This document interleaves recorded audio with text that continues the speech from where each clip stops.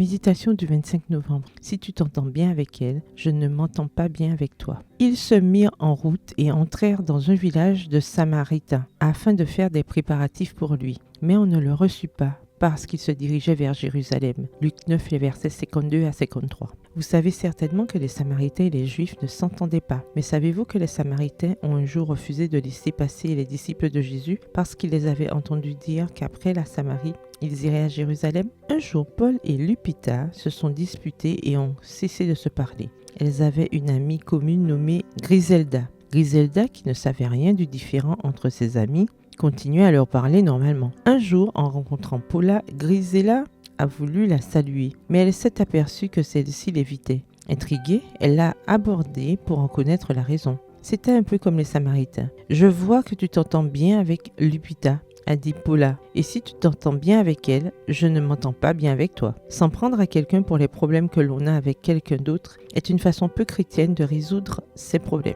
Nous pensons parfois que les autres nous doivent loyauté et qu'ils ne devraient pas fréquenter des personnes que nous n'aimons pas. Nous ne comprenons pas que Dieu nous a rendus libres et que cette liberté s'étend aussi à nos relations. Nous ne pouvons pas prendre le contrôle de nos amis et leur interdire d'avoir des contacts avec les personnes de leur choix et de décider à quel niveau le faire. C'est une attitude très égoïste. Une véritable amie ne va jamais poser des conditions à votre amitié ou vous faire du chantage. Dans ces situations, nous devons faire preuve de maturité et ne pas nous laisser guider par nos impulsions, comme l'ont fait les disciples lorsqu'ils ont été rejetés par les Samaritains. Se sentant offensés par une race qu'ils considéraient comme inférieure, ils ont immédiatement voulu utiliser leur pouvoir et ont proposé de faire tomber le feu du ciel pour consumer les Samaritains. Voir Luc 9, le verset 54. Parfois, lorsqu'une personne est offensée, elle cherche à faire payer à son agresseur tout le mal qu'il lui a fait. Mais il est plus sage d'agir avec la bonté